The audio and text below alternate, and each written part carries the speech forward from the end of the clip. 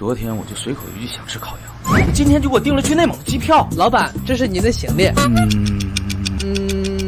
谁让你们给我订票的？公司规定第6条，老板提出的每一个要求都要执行。昨天在会议室您说想吃烤全羊，当天晚上就订了去呼和浩特的机票了。我就随口一说，你们至于吗？公司规定第31条，会议期间不准聊没用的，每句话都要认真对待。当时不是已经散会了吗？公司规定第35条，只有您明确宣布散会，才能视为会议结束。这是昨晚的会议纪要。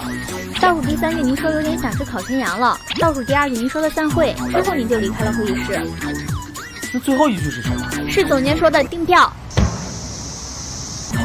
就算是按规定办事，那你身为总监为啥不和我说一声？公司规定第83条，采购只需走流程即可，无特殊情况不得上报。这种情况还不够特殊吗？我个人感觉挺特殊的，你呢？我也是。那你们上报啊！公司规定第91条，情况是否特殊由老板本人亲自鉴别，我没有权利替您做决定。以后再有我不知道的事，一定要告诉我，知道吗？可能不知道。我们不知道，您不知道是吗？您不知道什么，只有您自己知道。如果我知道我不知道什么，那还能叫不知道吗？可我们更不知道什么事是您需要知道但又不知道的。跳过这个话题吧，以后再给我订票，一定让我知道，知道吗？现在知道了。好，就算我想吃烤羊，你们有必要安排我去内蒙古吗？公司规定第11条，客户提出的要求必须在力所能及的基础上，按最高标准满足。我又不是客户。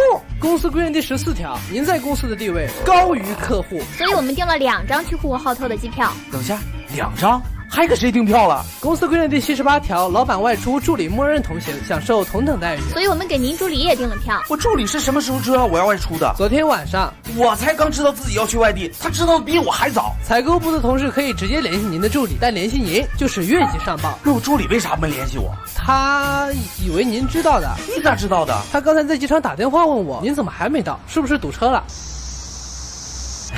算了，飞机这个点已经起飞了，联系采购部看看机票能退多少钱。公司规定第57条，采购部只负责买票，不负责退票。那我想退票应该找谁？按照部门职能划分，应该让您的助理办。马上联系。目前可能联系不上，他现在不方便接电话。